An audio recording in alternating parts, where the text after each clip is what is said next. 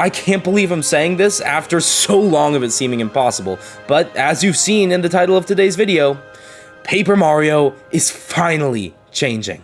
Or, well, this time I suppose it's unchanging, reverting back to its stance as a Mario RPG. For those of you relatively new to the Paper Mario fandom, you may have assumed these games have always been action-adventure focused, with a huge emphasis on actual paper and somewhat iffy combat.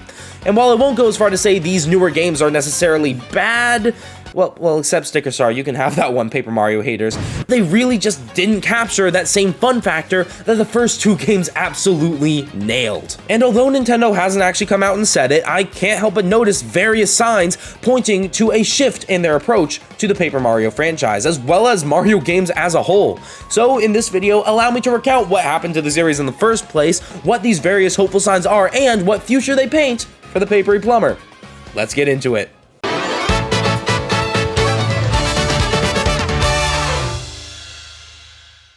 I suppose a good way to start as any is where everything went wrong.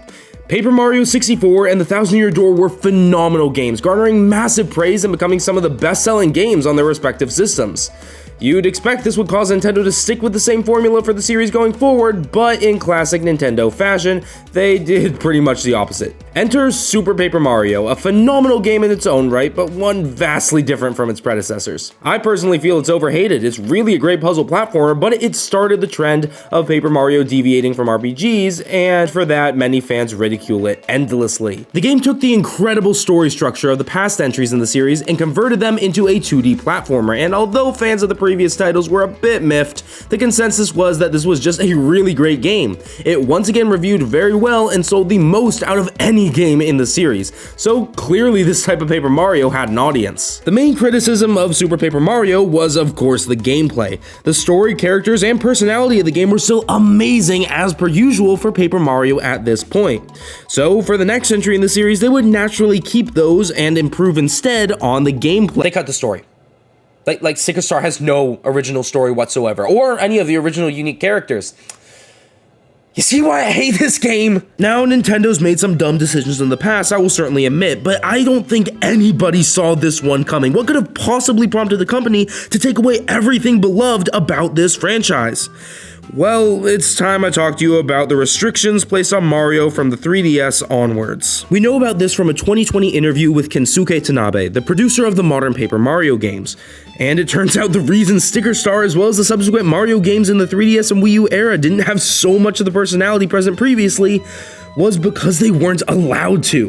Nintendo had become so overprotective of their Mario IP that they put rules in place essentially disallowing the character to try anything new. Restrictions were put upon the amount of original characters and enemies that could be present in the games, as well as how much enemies could be altered from their existing forms. This affected even the mainline Mario games, causing the new Super Mario Bros. Games to be left behind as reiterations of the same concept and 3D land and world, fun as they may be, without any semblance of scale or story when compared to previous titles. Who's to blame for this change is largely unknown. Some believe it to be Miyamoto, since he was the one who suggested Paper Mario didn't need a story during the development of Sticker Star, though since he made no mention of original characters that we know of, I don't believe his words to be the sole reason. Others blame Tanabe, since he produced these Paper Mario games which were heralding in this wave of blandness, but he had no involvement in these other affected Mario titles. My personal theory as to why these rules were put in place is that it had to do with Nintendo's investors or economic departments trying to minimize risk, but of course that's just a theory. A game Nope, back to Sticker Star. Needless to say, the game wasn't very well received at all. The decent gameplay wasn't even kept from Super Paper Mario. Instead, the world returned to 3D but was limited by a world map and individual levels. Upgradable RPG elements were also removed, turning the game into a weird cross between a wannabe RPG and a bad action-adventure game. These same issues mostly returned for Color Splash on the Wii U, albeit with the story now, well, existing, however simple it may be, and minor improvements throughout to make it in some areas an actually good game. At this point, it looked like Paper Mario would just continue to stray farther and farther from its roots for the foreseeable future. But as disappointing as that was, if Paper Mario was heading down a different path, Alpha Dream was still making the Mario and Luigi games, these games still had similar RPG elements to the first Paper Mario titles. Mario fans could still get their wacky, story-filled traditional RPG fix there. Yeah, Mario and Luigi had a rough go during the 3DS era. First, funnily enough, it started with Paper Jam, a crossover with Paper Mario, which featured all its blandness along with it. Then remakes of Superstar Saga and Bowser's Inside Story flopped once again due to the restrictions, which forced them to replace many characters with more bland ones and ultimately made the games simply worse versions of beloved past titles. Because of these failures, Alpha Dream stopped making games in 2019 and filed for bankruptcy later that year, leaving Paper Mario being the only Mario RPG series remaining. Issue being, it was no longer an RPG series at all. I mean, I suppose we also had Mario plus Rabbids, which was turn-based, but that was a far cry from Mario's past RPG outings, and it's also made by Ubisoft, who I have a whole slew of issues with, which I won't go into here. But if you want to know how horrible of a company they are, I've linked in the description a fantastic video by Arlo on the topic. But it was at the launch of the Switch when everything really began to change, and this is where the story of Paper Mario and the other Mario RPGs really begins to intertwine with that of mainline Mario. It may be hard to imagine now since Nintendo was currently the richest company in Japan, but before the Switch, it was looking like they would be going the way of Sega because of how poorly the Wii U was performing. They were desperate, and in their desperation, they finally did an experiment with Mario, Super Mario Odyssey. And even before then, 3D Mario seemed to be a slight bit more exempt from the restrictions when compared to the plumber's other games. Even 3D Land and World were allowed unique enemies and, in the case of 3D World in particular, bosses. If any Mario game would break the arbitrary mold these rules had put in place, it would be a 3D mainline game as a last-ditch effort on the Switch. And break the mold it did. Odyssey was everything Mario hadn't been allowed to be. On the one hand, for 3D Mario, it was the first return to a sandbox format since Sunshine on the GameCube, but more importantly for this story, it had unique characters, locations, enemies, bosses, mechanics, the list goes on. And what do you know, the experiment worked. Odyssey quickly became the best-selling 3D Mario game by a landslide, and I believe this was the moment Nintendo's perception began to change, although this change was experienced painfully slow. We of course saw the restrictions still in place on the Mario and Luigi titles during this era, like I already mentioned, and when Origami King released in 2020, we got that fateful interview with Tanabe which explained everything that had been going on behind the scenes at Nintendo. But the fact that the info in that interview was allowed to be made public signals, at least to me, that they were willing to change, that Nintendo was, in a way, apologizing for their disappointment of the fans and explaining their actions. Now, this was by no means a direct apology. Tanabe was still emphatic in the interview that Paper Mario is not an RPG anymore, at least with regard to Origami King, but I still do believe the interview served that purpose in at least some small way. Now, I'll admit, this perception only really works in terms of hindsight because we now know that Mario became a lot less bland, but at the time, this really just seemed like a confirmation that all Mario games going forward would follow these rules and they'd be bland whether you like them or not. At this point, it was starting to seem that Odyssey was just an outlier, a successful experiment which wasn't needed again since Nintendo was back on top, and we kept getting more and more projects that followed these arbitrary rules as if they were trying to enforce the idea that Odyssey didn't dissolve them. We of course got the Mario and Luigi remakes in Origami King like I mentioned previously, but additionally, instead of a new 2D Mario, we just got a port of New Super Mario Bros. U. The president of Nintendo at the time, Tatsumi Kimishima, seemed to not have his perception shifted by Odyssey's success at all, and instead wanted Mario to continue under these arbitrary rule sets. I of course respect the man for greenlighting Odyssey in the first place and bringing the Switch to its resounding success at launch, but I can't help but think he was one of the main factors holding Mario back. I have no reason to believe he put the restrictions in place originally. I will reiterate, I feel like that was likely an investor decision, but I do believe he was enforcing them.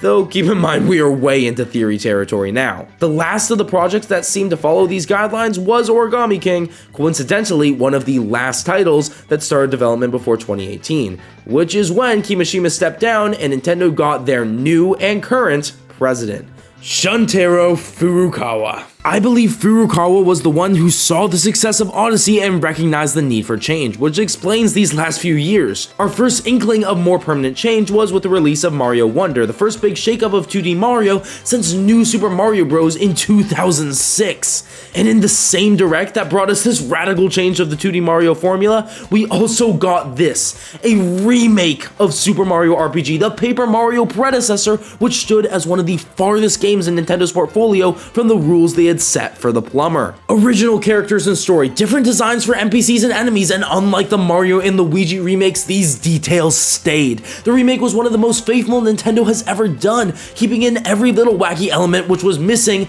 in every Mario RPG of the past decade. And like that, there was hope. Could it be that Nintendo was returning to the classic Mario RPG style? Did they finally see the error in their ways? It was impossible to tell, until the Direct literally just a few months later, where we also got the announcement of a remake of The 1000-Year Door as well, another game directly defying the new rules set for both Paper Mario and Mario as a whole, and another remake perfectly faithful to the source material, even more so since it was relocalized to better fit the story of the Japanese version. Remaking these two games in particular, I feel like was another experiment. After all, Origami King sold insanely well, the second best in the series, mind you. Despite the fans of Paper Mario clamoring for a return to form, was it really economically worth it to listen to them? Well, what better way to find out than by remaking two of the most beloved games that utilize this old formula. Not only would this serve as another perfect test, but it also would be a lot less costly than making an entire new game and gambling with this formula that they hadn't tested out in the modern age. And the results? More successful than what I believe even Nintendo expected. Mario RPG, a remake of an SNES game that, while still a blast, certainly still feels a bit dated, is selling phenomenally well. Its launch wasn't as big as Origami King's was, but the total sales numbers of the game have already reached 3.14 million and are closing in on the 3.34 million of Origami King. And for 1000-Year Door, well, keep in mind we only have the Japanese and European sales info right now, and we'll have to wait until the next financial report for the full numbers. But it looks to be having a launch just as big as Origami King did, and keep in mind, Origami King launched mid-pandemic, at a time where everybody was at home playing games. 1000-Year Door is selling so well, in fact, that Nintendo didn't even make enough copies to keep up with demand. For the first time I've ever seen, they've canceled pre-orders from multiple different storefronts, and even decided to not list the game on Amazon at launch. Thankfully, I wasn't affected by this because I pre-order in-store at GameStop to avoid any shipping delays, not sponsored by the way, unless. But this response is very promising. The numbers don't lie, the fans want classic Mario RPGs. So despite it being the title of this video, we've finally gotten to how Paper Mario is changing. It only took us 12 minutes to get here. So now what? Now's when you'd think Nintendo would go full steam ahead with a new title in the style of the first two games, but that's also exactly what we thought would happen after those two games originally released. Nintendo in this generation more than ever really seems to know what the fans want, especially with Furukawa at the helm and Yoshiaki Koizumi taking over a number of Mario projects. And yet, I can't help but remember every time we feel like we have this company figured out, they always throw us some sort of curveball. Maybe that's what makes it so fun to speculate about their games. With all that said though, I'm now going to attempt to map out a future for Paper Mario and the other Mario RPGs, however wrong it may end up being. Historically, we've gotten a Paper Mario game about every 4 years, with the exceptions being Super taking 3 and Sticker Star taking 5, so I predict the next Paper Mario game shows up on the Switch's successor in 2028. By then, we will have gotten a Mario and Luigi remake of either Dream Team or Partners in Time, a faithful one this time, bringing back all the original characters and quirks present in the DS version. It's developed in-house at Nintendo, with many of the Alpha Dream developers working there now that their past company no longer exists. This is the final experiment with Mario RPG, since it's the last of the 3 series to be brought back, and it sells better than Mario RPG, but not as good as 1000-Year Door. Back to 2028. The new Paper Mario game looks incredible on the new hardware. The papery aesthetic even more lifelike than Origami King, and the lighting even better than 1000-Year Door. Turn-based combat returns in the same style as 64 and 1000-Year Door, same with the badge system, and the story for the most part is in a similar style. More focus on the idea of the world being made of paper still exists, as it has in the more modern games, but it's no longer the central focus. The worlds are more open and sprawling like Origami King, with amazing jazzy scoring from the modern Paper Mario composers and hilarious writing throughout. Partners include some of the characters from Odyssey, such as a Volbonin and Chivarian partner, and the game is received incredibly well. It becomes the best-selling in the franchise, narrowly passing Super, and makes Nintendo a boatload of cash. Mario & Luigi then gets a new game 2 years later in 2030, and it's successful, but not as much as the remake that happened prior. Nothing is done with the Super Mario RPG IP since Paper Mario acts as the game's direct sequel, and we get one more Mario plus Rabbids game before Nintendo cuts ties with Ubisoft. Paper Mario is by far the most successful of these series and becomes a more prominent piece of Nintendo's library of games. Paper Mario becomes a fighter in Smash 6, and though many are annoyed that there's another Mario in the game, he has a completely different moveset, causing most complaints to be silenced within a couple months of his announcement for the game. Towards the end of the Switch 2's lifecycle, I believe we'll get a new Mario RPG IP, similar in gameplay to Mario & Luigi and Paper Mario, but fully in third-person 3D like the Mario plus Rabbids games. It does decently well, and Nintendo decides to release a sequel on the next console, featuring many gameplay improvements that lead it to sell better. And from there, and honestly from a while ago, it's really beyond speculation. Much of my thoughts on what will happen are a stretch as it is. I'm sorry this video branched away from Paper Mario for a good chunk of it, but I genuinely do believe the success of the series is heavily tied to other IPs similar to it. But what do you all think? Do you think Paper Mario has absolutely nothing to do with the other Mario RPGs or Mario games, and you hate me for wasting your time? Let me know down in the comments below, and I'll try to respond to as many comments as possible. And if you want to see more Nintendo content in the future, I'd really appreciate it if you subscribed as well. I mean, clearly you're enjoying the content if you watch to the end, so why not? But with all that out of the way, thank you all so much for watching. I'm Jacob with the Game Block, signing off. See ya!